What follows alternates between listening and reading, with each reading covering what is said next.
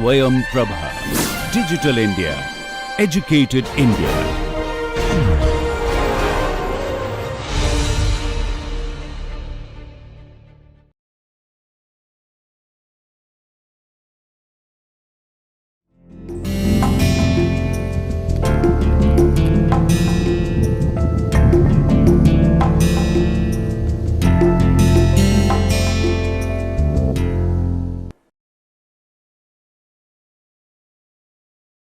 Namaste.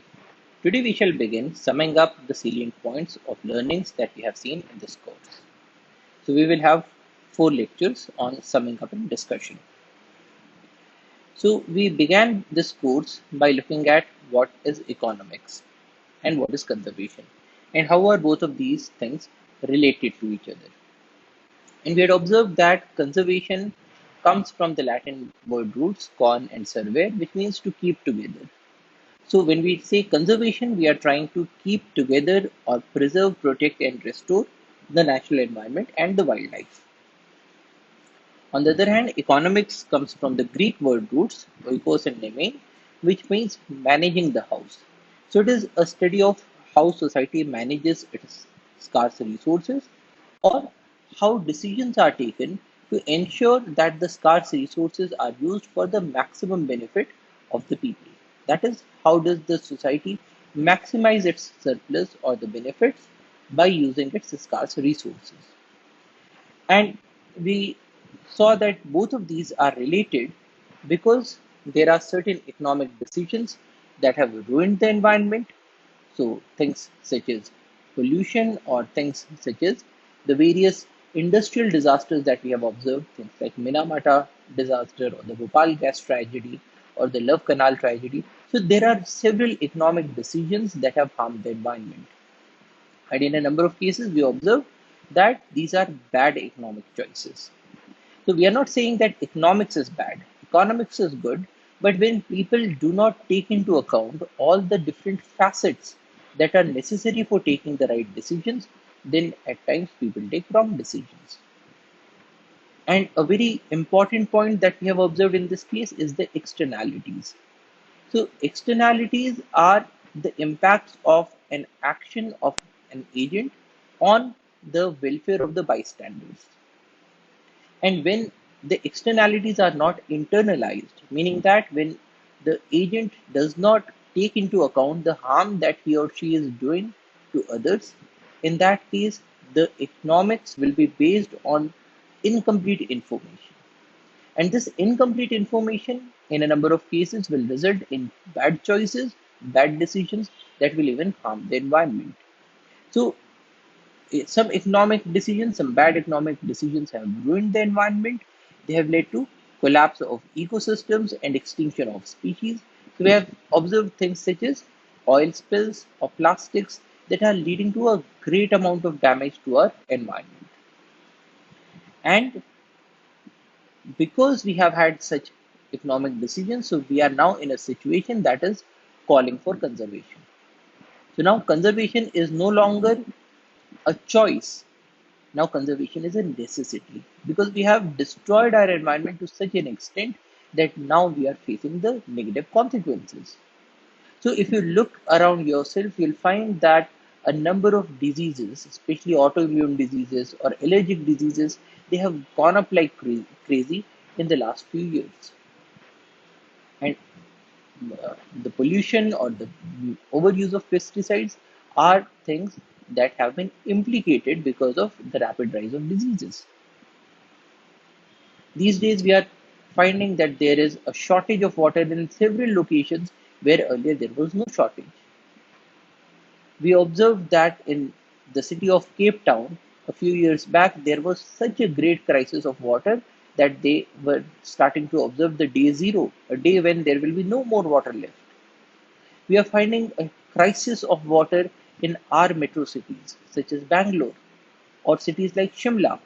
So earlier we did not have these water shortages, but now there are tremendous amounts of water shortages. So these are all telling us that we have been over exploiting our resources. We are doing agriculture in a manner that is overutilizing water.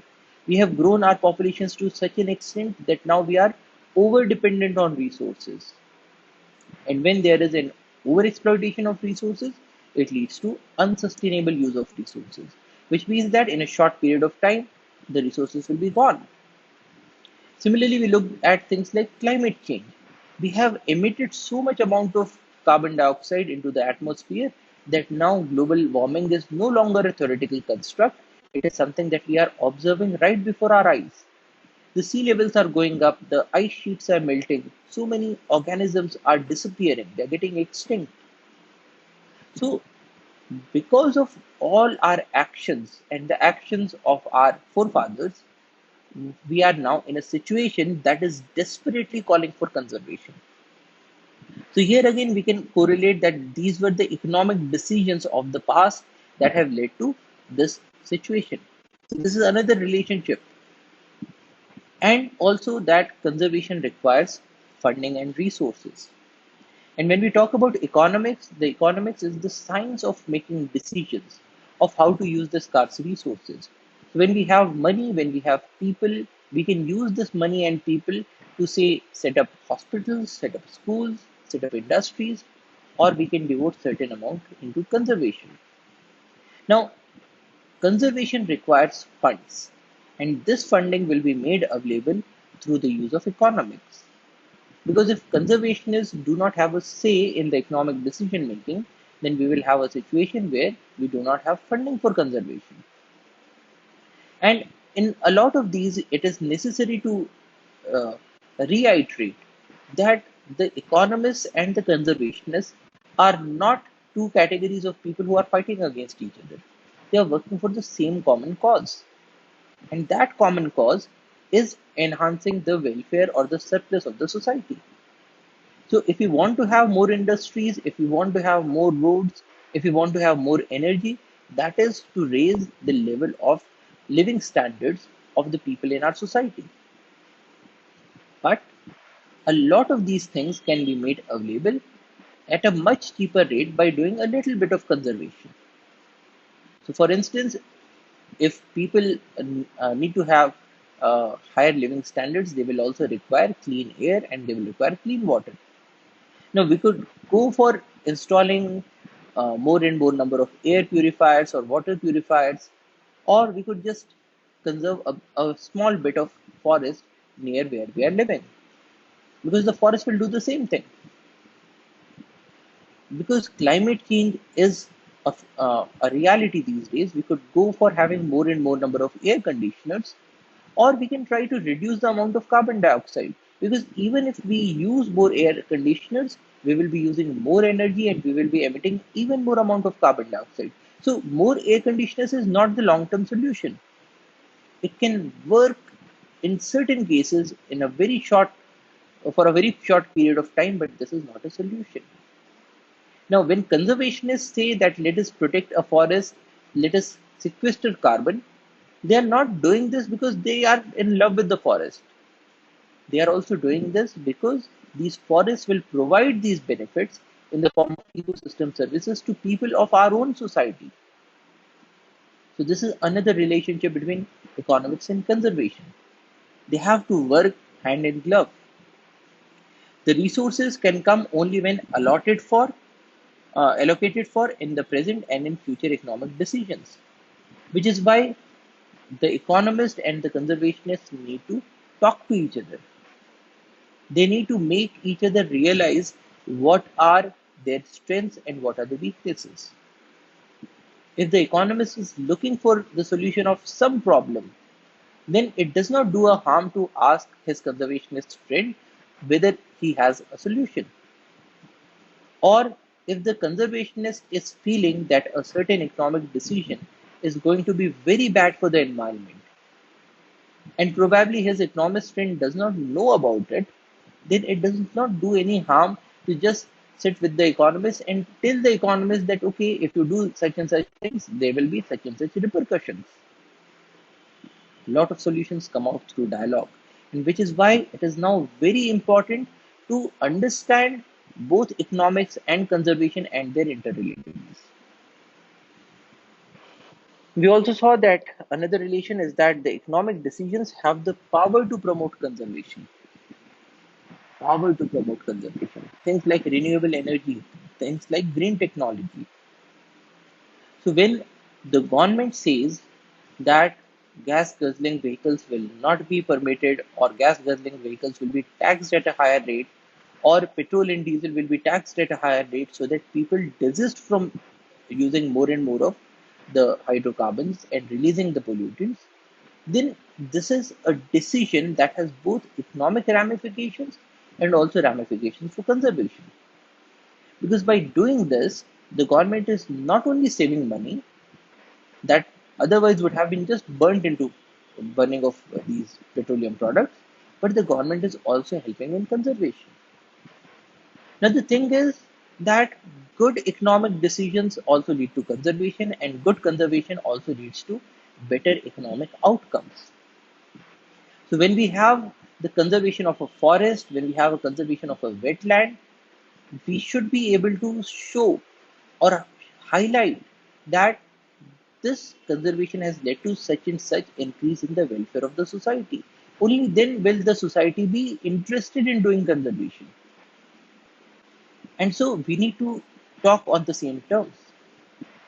So if there is a conservationist who is trying hard to conserve a wetland, then he needs to prove to the society that okay, if you conserve this wetland, you will get better quality water, more pure water, and to have that purity of water, if you if we did not conserve the wetlands, we would have to install a water purification system that would cost so much in the capital investment, and it would cost so much in every year of running expenses.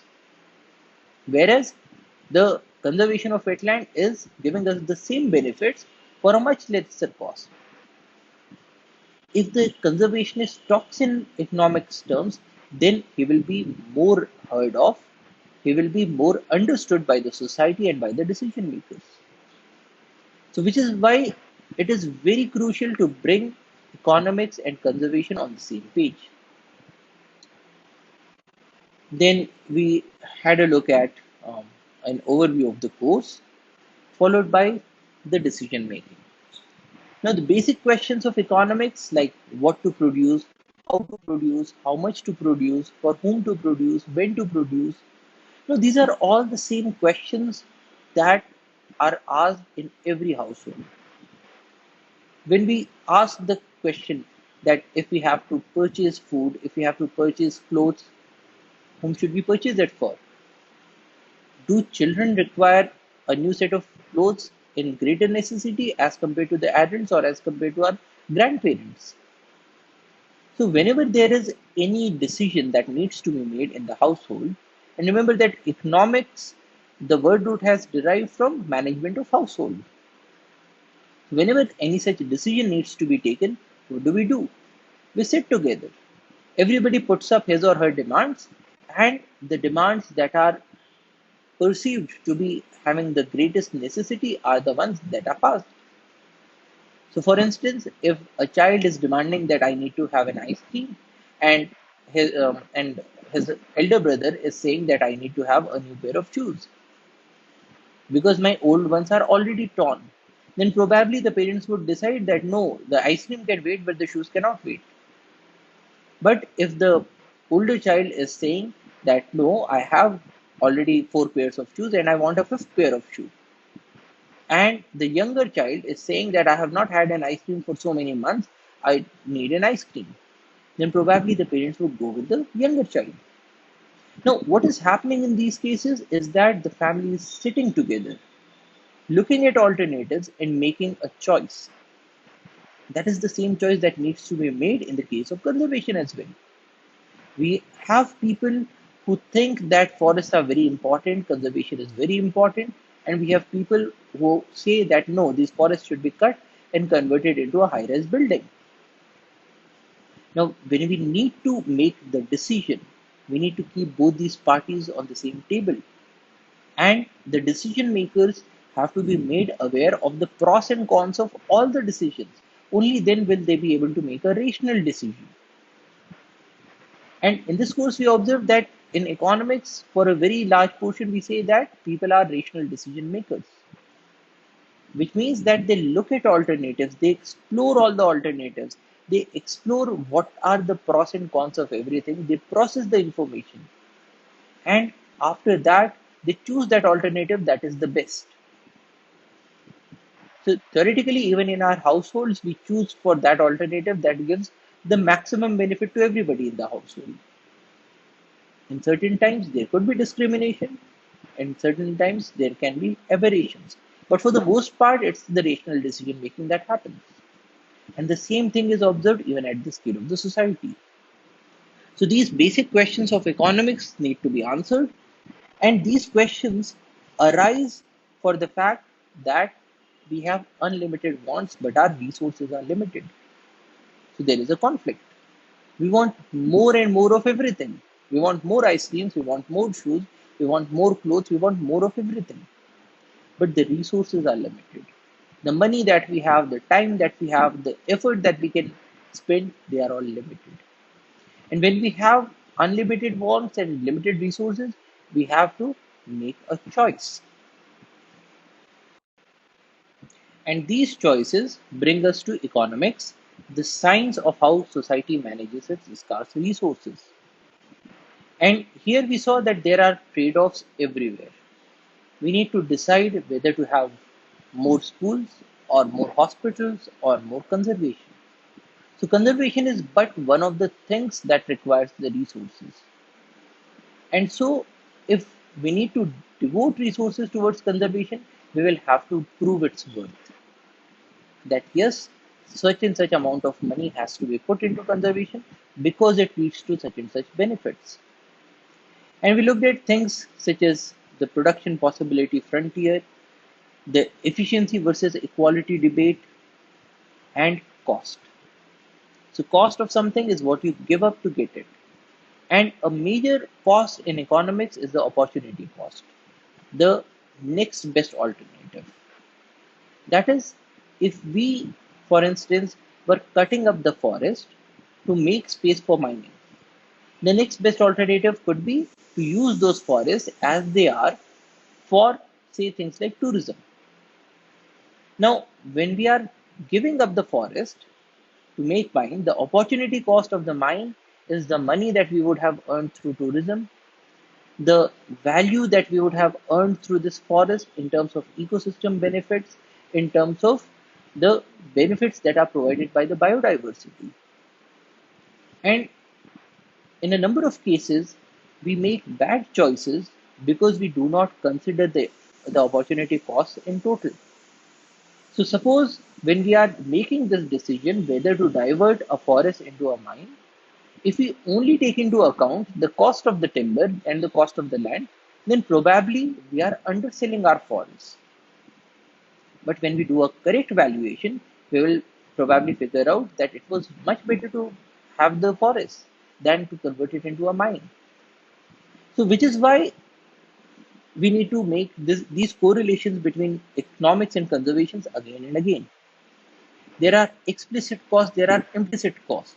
Now, implicit costs, because they do not require an outlay of money, it is very easy to forget the implicit costs. And which is what often happens when we are making a choice about conservation. People forget about the implicit costs, especially opportunity costs. Now, economics assumes that people are rational, they are making all the decisions, processing all the information, and a large quantum of the rational thinking happens at the margin. But then we have also observed later on that in the case of behavioral economics, we appreciate the fact that not all the decision making is happening rationally. People at times are irrational too. But for the most part, we assume that people are rational and they are thinking at the margin. And we saw this example that for an airline, even if a passenger is giving less amount of money than the average cost of the ticket, if the amount is sufficient to pay for the excess fuel and the bag of peanuts that the airlines offer, then the airlines should sell this ticket for much lesser. Now, this is an example of marginal thinking. Then we also saw that people respond to incentives. An incentive is something that induces a person to act in a certain manner. And this knowledge that people respond to incentives can be used for the aid of conservation. So, if we want people to desist from doing something, we can put a negative incentive in the form of a higher taxation. If we want to promote something for conservation, we can put in an incentive in the form of a subsidy.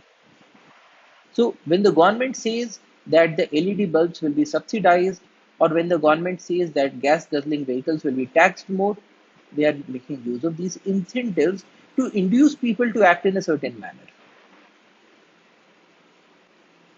Prices act as incentives. And we have observed that the rise in the price of a crude oil can lead to a large change in the thought process of several people. And it can lead to things even as large as political changes. People move towards smaller vehicles, more cost effective vehicles, or more fuel efficient vehicles just because the price of crude oil has increased. So people respond to incentives, and prices are very important incentives. Now, when you have this knowledge, you can use this knowledge. If you do not have this knowledge, you will probably not be using this knowledge. Then we saw that trade can make everyone better off because it permits everybody to specialize into something that they have the highest comparative advantage in.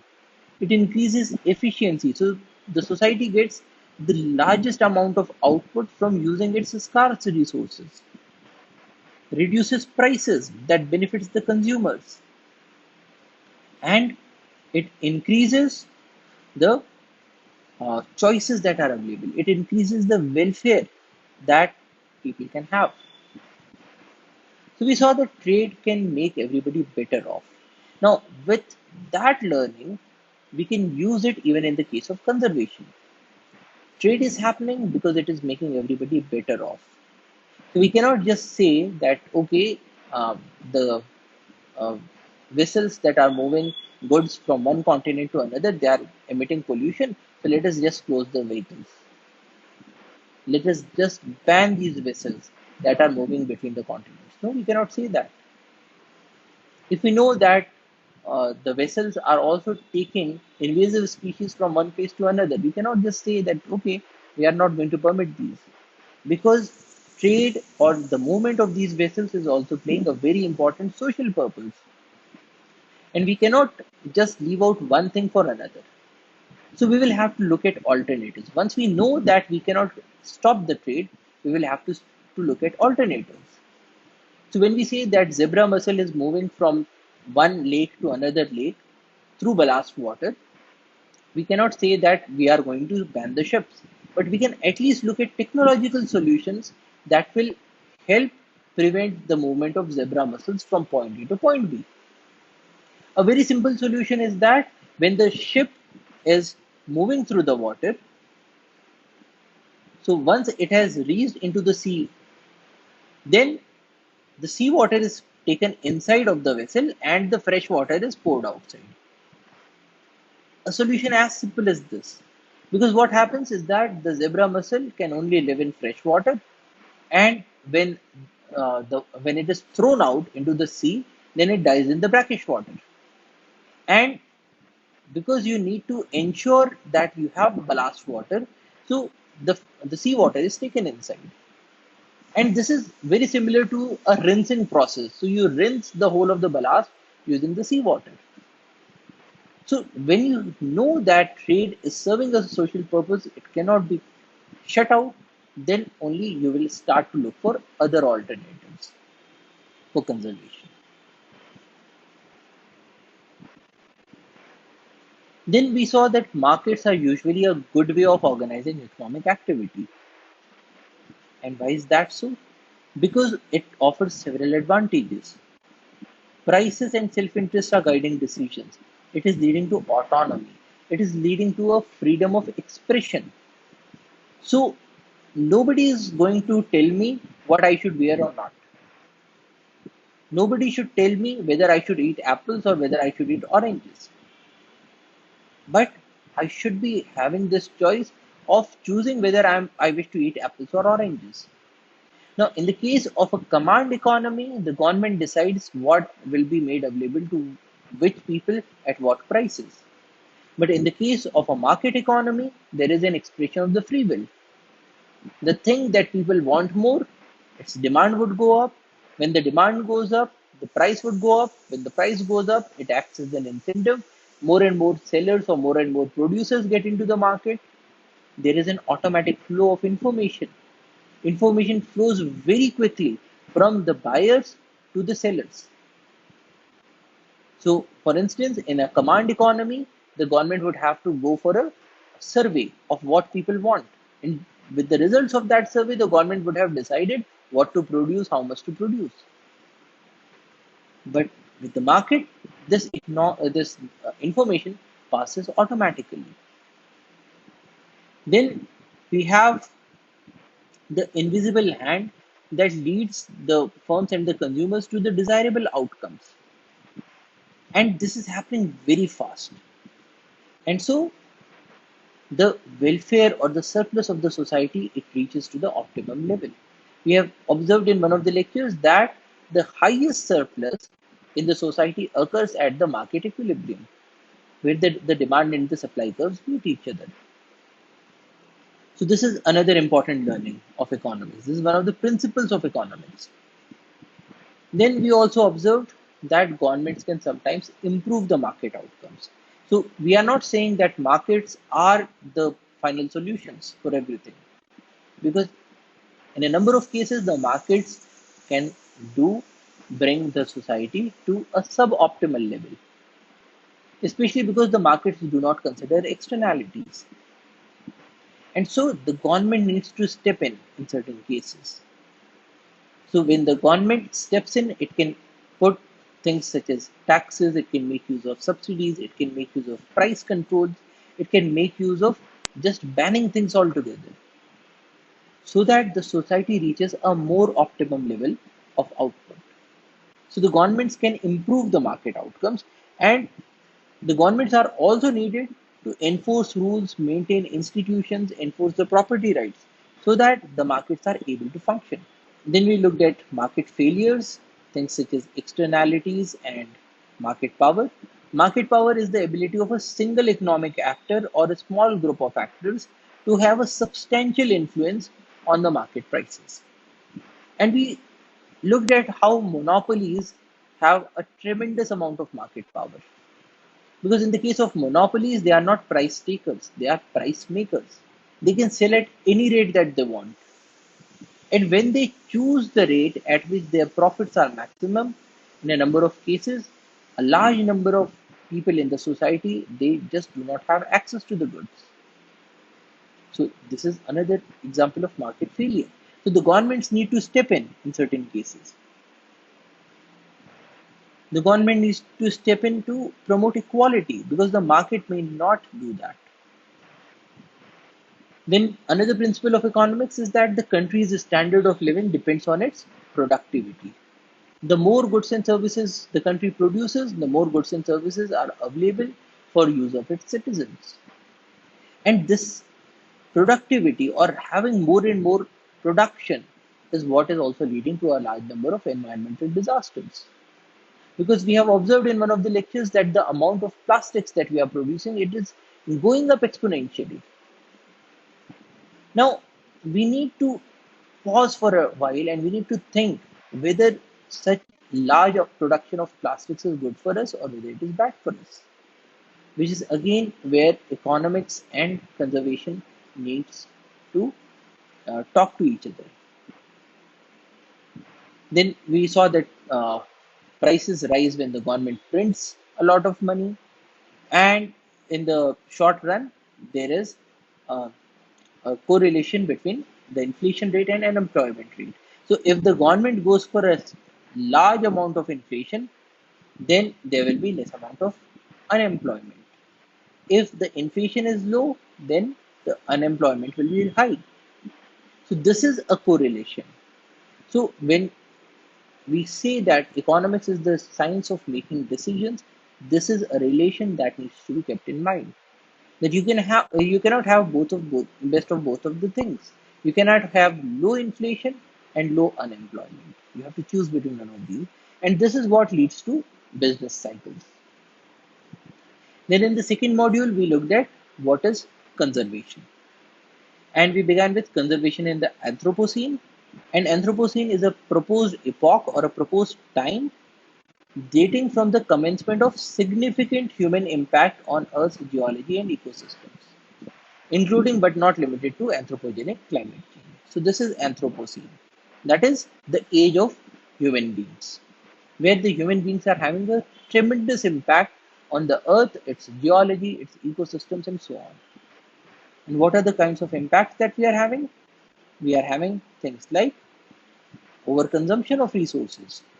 We are witnessing things like habitat destruction, desertification, acidification of oceans, depletion of ozone, changes in biogeochemical cycles, all these different impacts on the environment. So even though it is the age of the humans, a large number of these impacts are negative impacts, which are even negatively influencing the human beings themselves. Because when there is desertification, then a large number of farmers are unable to raise their crops. The productivity goes down. And we saw that the productivity determines what will be the standard of living. So, in the race to have more and more productivity, what we did was to have more and more production.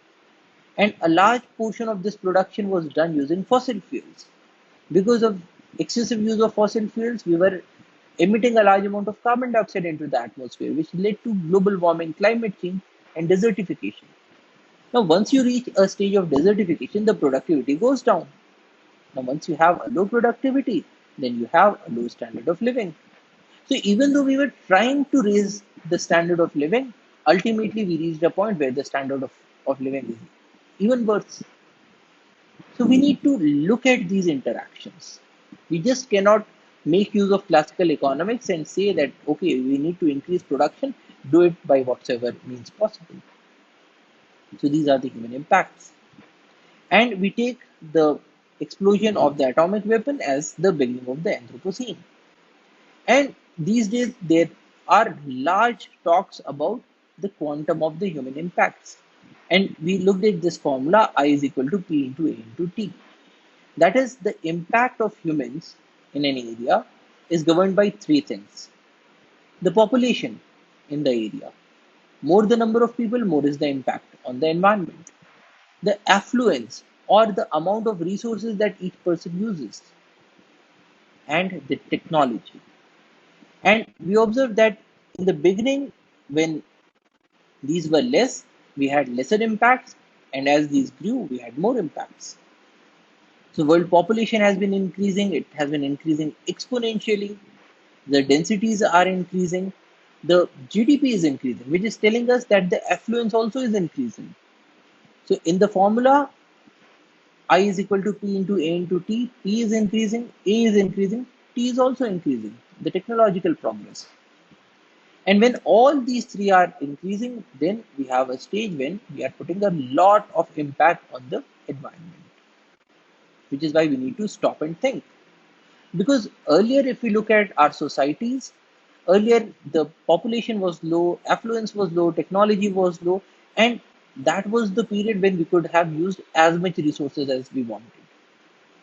Because our requirements were low, and at the same time, we did not have the technologies to overexploit the resources. So even if we wanted to overexploit, we could not have overexploited.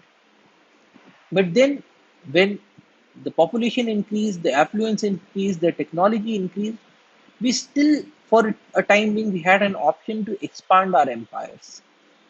So if we have destroyed our forest, we will go to the neighbor's forest and we'll destroy that as well to get more and more resources. But then these days we have mostly used up all the resources that we could have ever used. And so now we no longer have an excess of resources that we can exploit. So we looked at the development of conservation. In the first stage, the impact was low, hardly any need to conserve. Then with modernization, more and more resources get scarce. People start talking about conservation, but they could expand their empires. But now there is no more place left to expand the empire. Now, these days, because of these impacts, we are now emphasizing on things like recycling, reduction of usage of things. So earlier we were saying that we should produce more, we should consume more, and that would lead to a higher standard of living. These days we are emphasizing reduce, reuse, recycle, so that our impact is lessened. Then we saw that we have already reached the peak of our population growth, which brings us to the next topic, the human population growth. And here we looked at the Malthusian model. Now, Malthus predicted that population or the human population grows in geometric progression.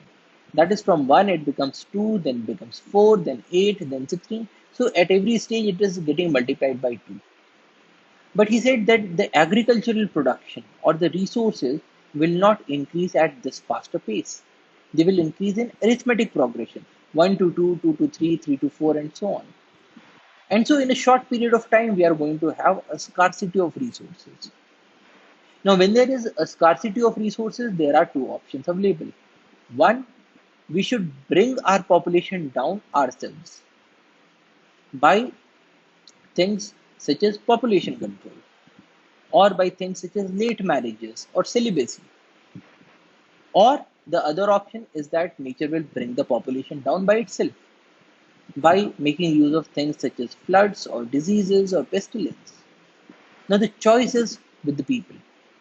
So, he said that there are two kinds of checks. There are positive checks, which essentially are negative checks because they are all negative qualities such as vice, misery, famine, war, disease, floods, and so on. But the other option is the preventive checks, foresight, late marriage, celibacy, moral restraint, and so on.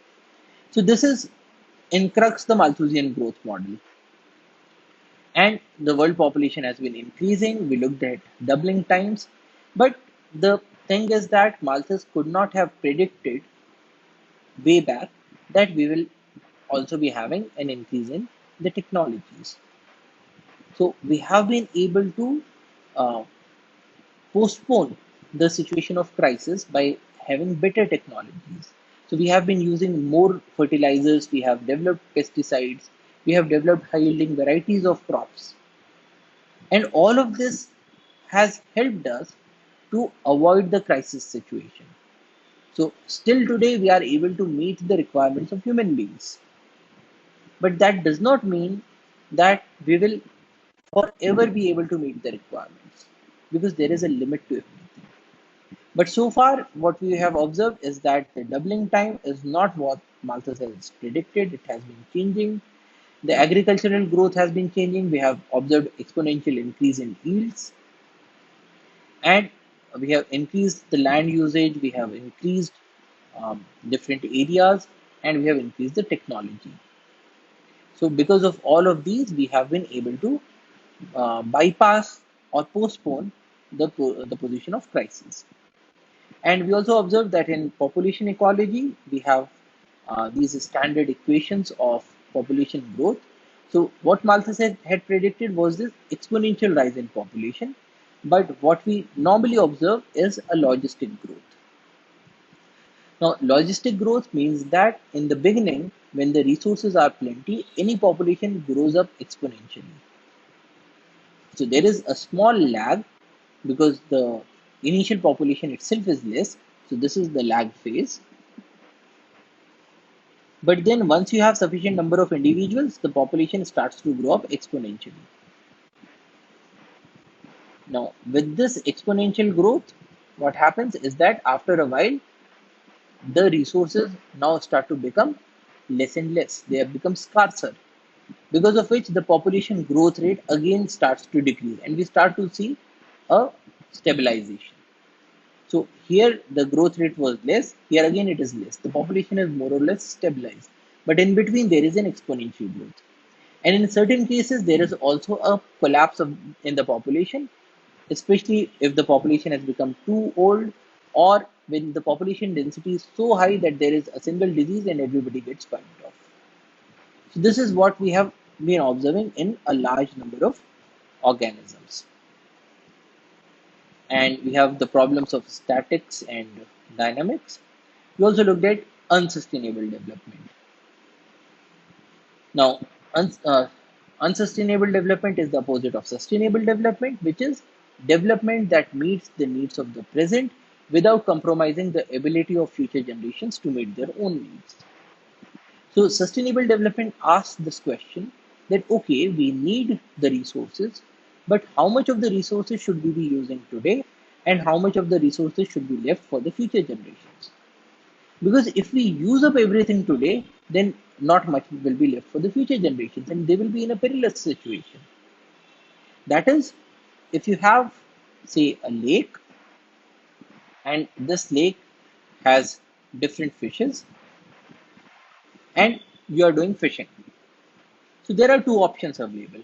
Option one is that if you are grading, you take out all fish.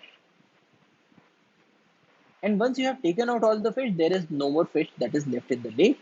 And so next year or for your next generation, there is nothing left. They will not have any fish. The other option is that you can take it out sustainably.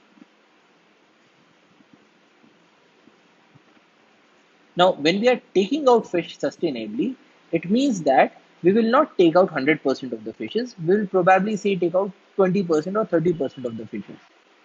And the fishes that remain in the lake will procreate, will give rise to more number of fishes, so that next year also we will take out 30%. Then next year also we will take out 30%. So if you represented that in the form of a curve, what we are observing is that with time, the first option was that we take out all the fishes and then the population crashes. We do not have any more fishes. Let us say that this is the number of fish. The other option is that we take out some fishes, then we give it certain time so that the fish population again rises back. Then we take out some fishes, then we again give it time, then we again take it out, then we again give it time, and so in this manner we can take out these fishes for a very long period of time, perhaps till infinity. So we are leaving enough fishes so that our next generation, that is our children or our grandchildren, are also able to uh, use these fishes. So that is sustainable development. Development that meets the needs of the present. Now, in this case, we are not saying that we will leave all the fishes for our future generations. No, we are meeting our own needs as well. But we are meeting these needs without compromising the ability of the future generations to meet their own needs. That is sustainable development. And when we talk about sustainable development, we need to talk about needs. Now, there is a difference between need and want. We can have a very large amount of wants. So I may want to have one car, then second car, then a third car. Probably I will want to have 50 cars. But I do not need 50 cars. I'll probably only need one car. Or probably my family of four will require one car. So there is a difference between needs and wants. Needs refers to the essential things that are required. Wants are unlimited, but needs are never unlimited. And when we talk about sustainable development, there is an idea of limitations because there is a choice. We cannot meet all the wants of the present generation and also leave enough for the next generations. So we need to choose, and this choice is sustainable development. Now, in this context, we looked at three pillars of sustainability: environmental sustainability, economic, and social sustainability. And we looked at different components of these ecosystem services, air quality. When we talk about social sustainability, we are talking about justice, we are talking about empowerment, we are talking about education, we are talking about access to resources. So these all things are social sustainability. And we also looked at economic sustainability. That is things like job security, incentives, market practices. natural resource accounting, life cycle cost assessment. Now, all of these help us make economic decisions in such a manner that they are sustainable choices.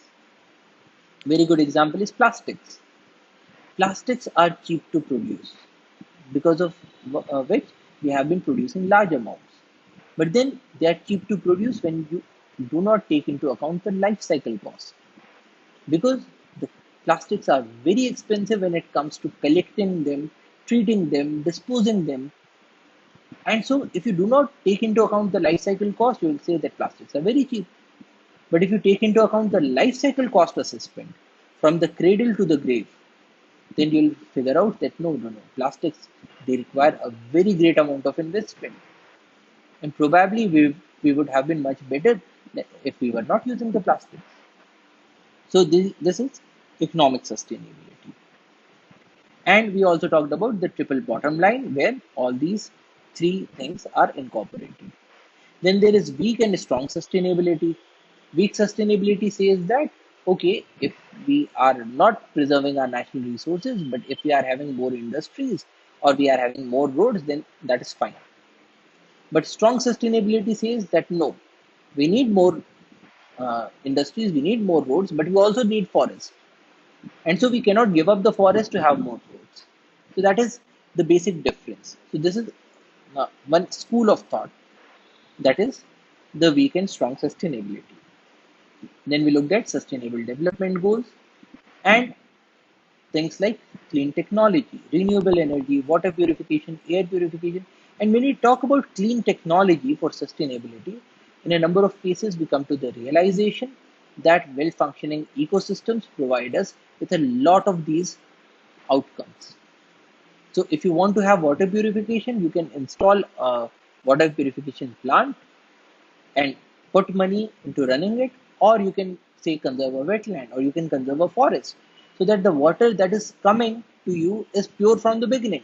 There are no contaminants, so you do not have to purify it.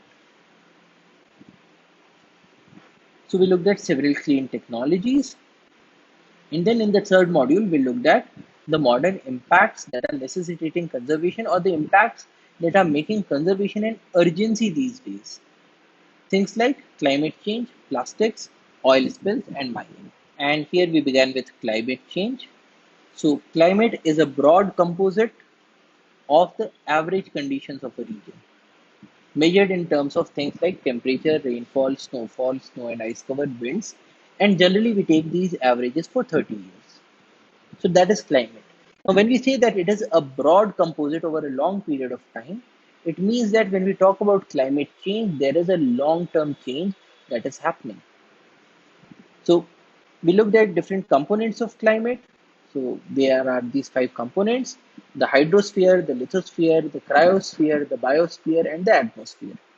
These components interact with each other, and when they interact, and if there is a forcing, then that would lead to certain responses. And if these responses are statistically significant, then we will say that there is a climate change. A statistically significant variation in either the mean state of the climate or its variability that is persisting for an extended period, typically decades or longer. That is, climate change occurs over an extended period of time. We will not say changes over the course of a few days, a few weeks, or a few months as climate change. But the climate change will be continued over a long period, say decades. Now, in this context, we looked at different forcings. Forcings could include things like changes in plate tectonics, changes in Earth's orbit, changes in the sun's strength, or anthropogenic forcing, which is the man made forcing. And these days, this is the most important forcing. And because of these forcings, we can have changes in any of the five components. And this may show itself in the form of heat waves, or extreme climates, or droughts, or floods, or forest fires, and so on. Now, we looked at different biological responses, phenological anomalies. So, essentially, the climate change is impacting the ecosystems in very big ways. We are finding that several organisms are being pushed towards the threat of extinction. The corals are bleaching out, the uh, kelps are dying out, and we are observing these large scale habitat level destructions that will have impacts on several organisms. There is a rise in invasion and that of exotic species. So we looked at all these different factors. This is important: local extinctions due to climate change. So when the climate changes, there is a warm edge that gets developed, which is typically the region that is closer to the equator or towards the equator. So when the temperature increases, then the organisms in this warm edge, they find that the conditions are no longer congenial. They die out. On the other hand, certain other areas that were earlier too cold for the organisms to survive, they have now become more congenial. And so there is a cold range expansion and a warm range local extinction. And this uh, change in the uh, cold edge extinction is being observed primarily in the case of insects because they are now reaching higher up in the mountains. We are also observing changes in the allele frequencies in things such as the tawny oil. And to solve the problem of climate change, we have got two options: mitigation and adaptation. Now, mitigation is the set of those techniques that we use that bring down the level of carbon dioxide in the atmosphere. So, when we say climate change mitigation, we are trying to avoid climate change. And when we say climate change adaptation, we are trying to live with the climate change. So, mitigation would involve things like those options that reduce the amount of carbon dioxide that is being emitted.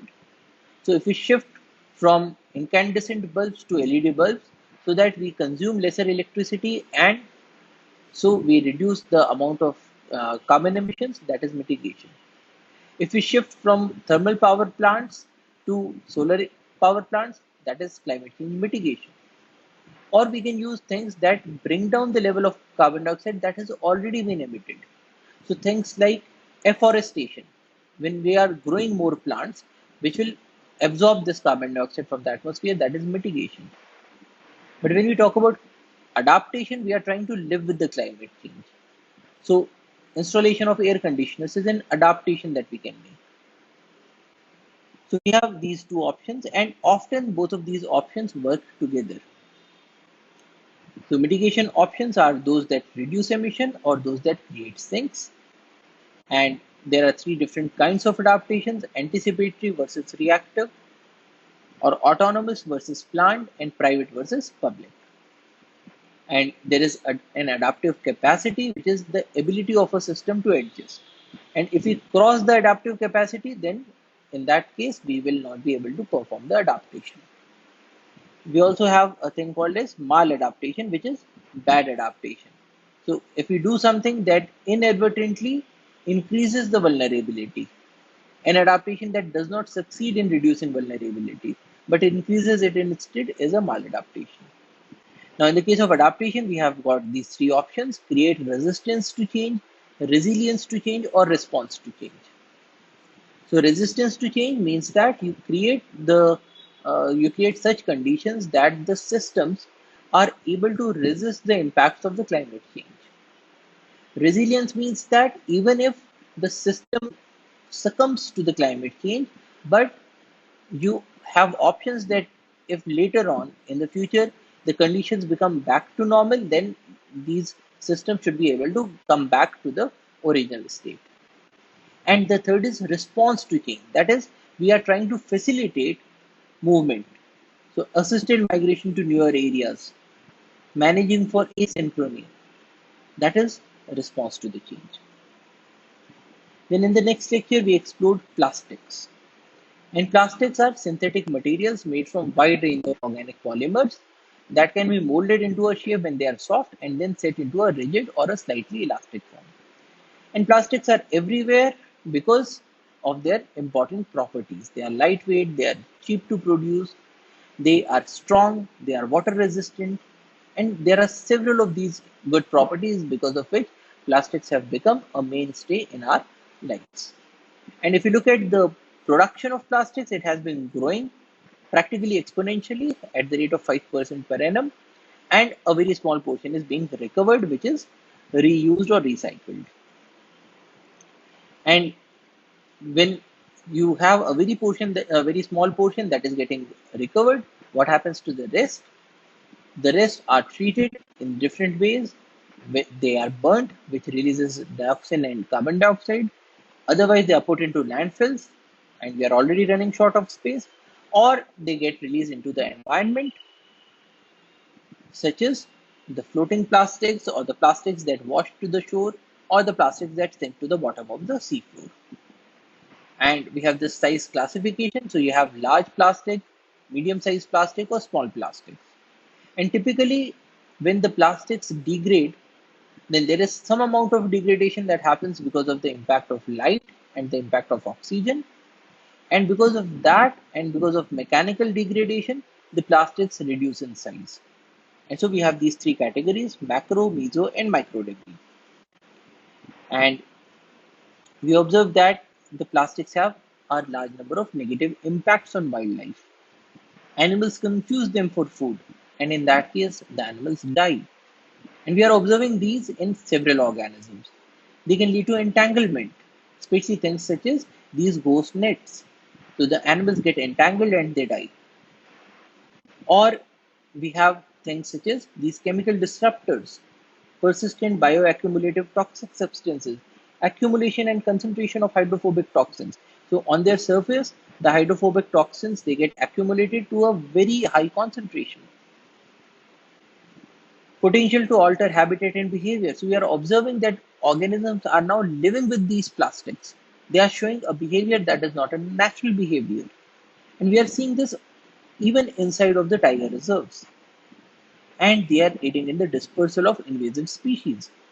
So there are options that we have. We can recycle, reduce, reuse, recycle, lifestyle changes, or alternative materials that are biodegradable plastics. So that is in short what is about plastics. Then we looked at oil spills and mining, and we looked at the impacts of large infrequent disturbances. Now, if there is a healthy community and if there is a large infrequent disturbance, the community will lower in its state, quite a number of organisms will die out, but then there is also the natural process of recovery. So the community will be able to come back to the normal. But if the community suffers from multiple disturbances, or when the community state itself is not a normal state, in that case, we can have a condition in which the community will be altered permanently. And one example of this large infrequent disturbance is the oil spill, in which the liquid petroleum gets released into the environment. It can be released in the terrestrial domain, it can be released in the marine domain, that is in the aquatic areas. It can be due to a natural cause, an accidental cause, an intentional cause, and when that happens, the hydrocarbons get released. So these are some prominent hydrocarbons. And we classify hydrocarbons on the basis of specific gravity, on the basis of their origin, whether they are originated from rocks, they are originated from the impact of fire, or they are originated from the impact of biological organisms. And then we looked at the impact of oil. So some portion will float to the surface, some portion will come down in the form of sedimentation, some portion will get dissolved, some portion will be dispersed, some portion will be emulsified. And when that happens, quite a large number of organisms get exposed to them. The oil spreads on the surface, it gets evaporated, it gets degraded because of photooxidation, and in the biological domain, there can be bioaccumulation or biodegradation. And in this case, we looked at the impacts upon coating, the impacts of dissolved things, factors influencing the impact. So if there are organisms that get impacted in a crucial period of their life cycle, then the impact is much greater. Things such as young ones or eggs, they are much easily impacted. Then health and condition, vulnerability, sensitivity. And so there are several impacts that we have of these oil spills. And in this case, we looked at the ways of reducing the impact. So we can go with cleaning. And in the case of cleaning, we try to return the system to a level of petrochemicals that has no detectable impact on the function of the ecosystem. So that is cleaning. Or we could go with a recovery, which is a re-establishment of a biological community. So cleanup operations, you can contain the oil by using floating objects, or you can scoop up the oil, or you can burn the oil, or you can disperse the oil using detergents, or you can let nature act, or you can aid the action of nature by, say, putting certain fertilizers or certain nutrients so that those microorganisms that can degrade the oil, they increase in their numbers. And similar to the oil spill, another large infrequent disturbance is mining, which leads to things like deforestation or soil erosion, creation of sinkholes, water pollution, such as in the case of a tailings dam, loss of habitats. And we looked at this Oak Tady mine, in which there is a large change in the ecosystem. And here we talked about the strategies to protect the ecosystems. Now, in one of the lectures, we have seen that the ecosystems provide us with several benefits, the ecosystem services. And so when the ecosystems get damaged, then there is a loss of a natural resource. And so we need to protect the resource so that we can maximize the surplus to the society. And in that case, there are several strategies. We can avoid setting up rigs and mines in vulnerable spots, prevent things, develop models, develop technologies, or improve the degraded habitats. In which case, we talked about things like reclamation, restoration, replacement, and enhancement. So these are different options that are available with us. And in this context, the environment impact assessment has also become very crucial. And in the case of environment impact assessment, we look at the kinds of impacts that will be seen when an activity is taken up. So that's all for today. Thank you for your attention. Jai Hind.